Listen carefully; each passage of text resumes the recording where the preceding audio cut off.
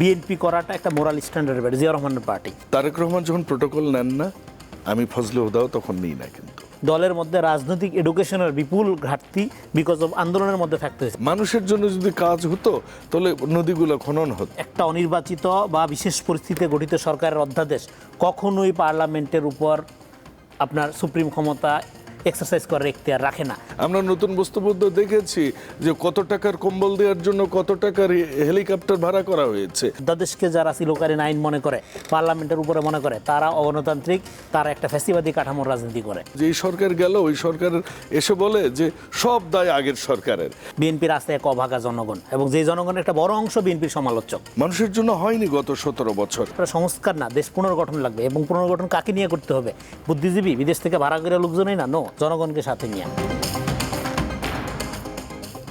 একজন একটা কলাম পড়ছিলাম আজকে একটা পত্রিকায়, একজন সাংবাদিক এবং যে কলামও লেখেন, তিনি লিখেছেন বিএনপি সত্যিকারের বন্ধু আর শত্রু পরখ করতে পারে না। অনুকূল সময়ে মতলববাজ ধান্দাবাজদের খপ্পরে পড়ে, দুঃসময়ে সতীর্থ শুভাকাঙ্ক্ষী ও ত্যাগীদের দূরে ঠেলে দেয়।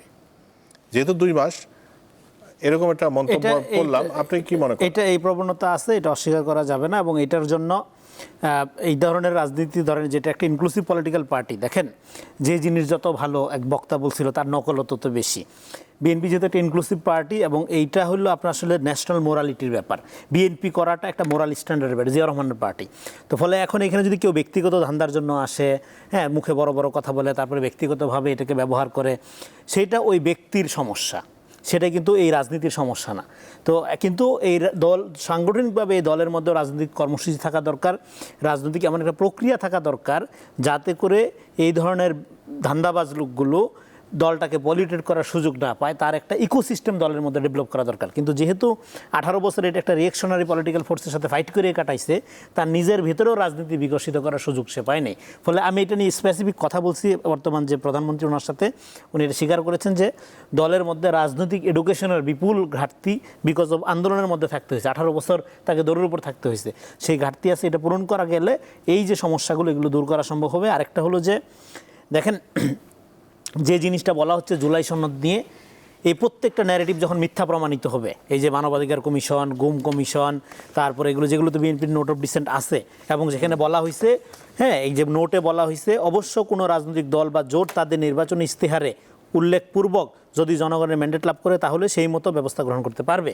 তো তারা তো নির্বাচনী ইশতেহার যেভাবে দিচ্ছে সেভাবেই যাবে, এটাই তো তারা সংস্কার বোঝে। আর এটা তারা যেটা স্বাক্ষর করছে এটাকে তারা জুলাই সনদ বোঝে। এর বাইরে একটা অনির্বাচিত বা বিশেষ পরিস্থিতিতে গঠিত সরকারের অধ্যাদেশ কখনোই পার্লামেন্টের উপর আপনার সুপ্রিম ক্ষমতা এক্সারসাইজ করার এখতিয়ার রাখে না। যারা অধ্যাদেশ মানে কি, খণ্ডকালীন আইন ফর টাইম বিং করা হয়েছে, অধ্যাদেশকে যারা চিরকালীন আইন মনে করে, পার্লামেন্টের উপরে মনে করে, তারা অগণতান্ত্রিক, তারা একটা ফ্যাসিবাদী কাঠামোর রাজনীতি করে। হ্যাঁ, ফলে তাদের সাথে গণতান্ত্রিক রাজনীতির আলাপ করাটাই বৃথা।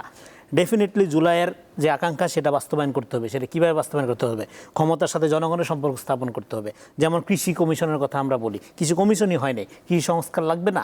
ফলে আপনার সংস্কার না, দেশ পুনর্গঠন লাগবে, এবং পুনর্গঠন কাকে নিয়ে করতে হবে? বুদ্ধিজীবী, বিদেশ থেকে ভাড়া করে লোকজনই না, নো, জনগণকে সাথে নিয়ে। জনগণকে সাথে নিয়ে আপনি যে খালকাটা কর্মসূচিতে নামছেন, এগুলো সংস্কার। আপনি কৃষকদের কাছে যাচ্ছেন, এগুলো সংস্কার। আপনি জিনিসপত্রের দাম কমাবেন, তারপরে হলো আপনি ঘুষ ছাড়া চাকরির ব্যবস্থা করবেন, এগুলো সংস্কার, এগুলো পুনর্গঠন প্রকল্প। হ্যাঁ, এইগুলো প্র্যাকটিক্যাল সমস্যার সমাধান জনগণ দেখতে চায়, কোনো কাগজে কথাবার্তা। এবং যারা এখানে ডিপ স্টেটের পলিটিক্স বাস্তবায়ন করতে চায় তথাকথিত সংস্কারের নামে, 111 আমরা সংস্কারের হুজুগ দেখছি। ফলে সংস্কার মাস্ট বি পলিটিক্যাল। পলিটিক্সকে আন্ডারমাইন করা, দেখেন এখানে এখনও আমি মনে করি পলিটিক্সকে আন্ডারমাইন করা, নট অনলি বিএনপি, এখানে বাংলাদেশে যাতে একটা জনভিত্তি সম্পন্ন রাজনীতি ডেভেলপ হতে না পারে তার জন্য নানা রকম প্রক্রিয়া এখানে অ্যাক্টিভ আছে।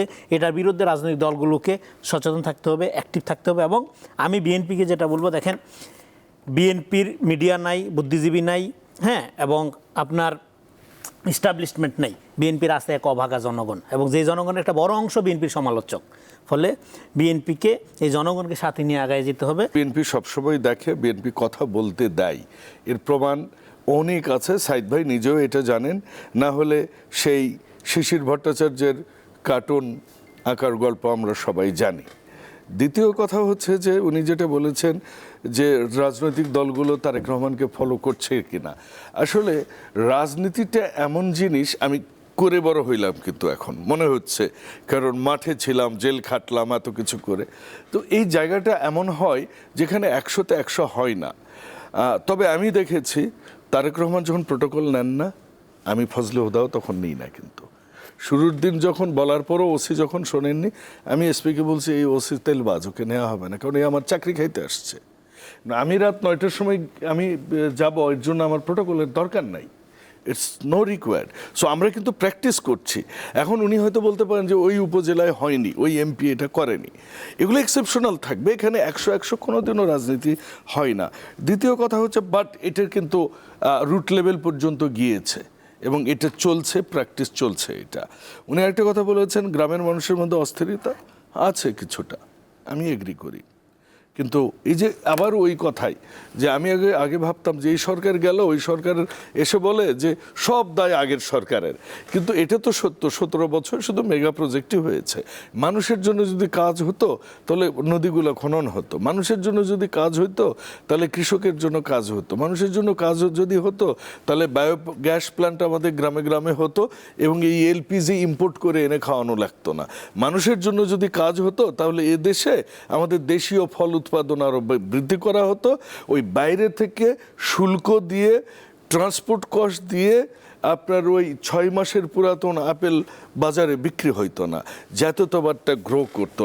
মানুষের জন্য হয়নি গত 17 বছর, এ কারণে আমরা ওই অবস্থায়। আরও যদি আমি প্র্যাকটিক্যালি বলি, দেখুন আপনার শুরুতে একটা কথা বলেছিলেন যে নতুন বন্দোবস্ত। আরে ভাই, নতুন বন্দোবস্ত তো আমরা দেখেছি, টিএসসিতে ফ্লাডের জন্য টাকা, আমরা নতুন বন্দোবস্ত দেখেছি যে কত টাকার কম্বল দেওয়ার জন্য কত টাকার হেলিকপ্টার ভাড়া করা হয়েছে। আমরা নতুন বন্দোবস্ত তো দেখেছি কিভাবে সচিবালয়ে বসে ডিসিএসপি দেয়া হয়।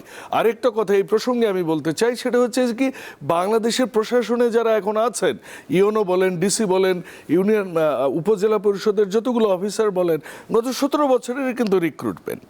তাহলে আমরা তো সকল প্রতিকূলতা নিয়ে কিন্তু আমরা যাত্রা শুরু করেছি, and we are surviving. So let's give at least some time BNP.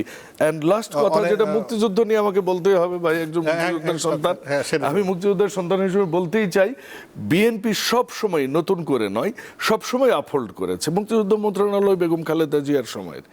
মুক্তিযুদ্ধের উনি বলেছেন সেক্টর কমান্ডার, উনি বলেছেন জেড ফোর্সের অধিনায়ক, আমি বলি সেক্টর কমান্ডার, আমি বলি বাংলাদেশের স্বাধীনতার ঘোষক, আমি বলি উনি ফার্স্টে বলেছেন উই রিভোল্ট, আমি বলি 25শে মার্চে যখন বাংলাদেশ 71-এ দিশাহীন, তখন কিন্তু দিশা দেখিয়েছেন জাতিকে একজন আর্মির মেজর।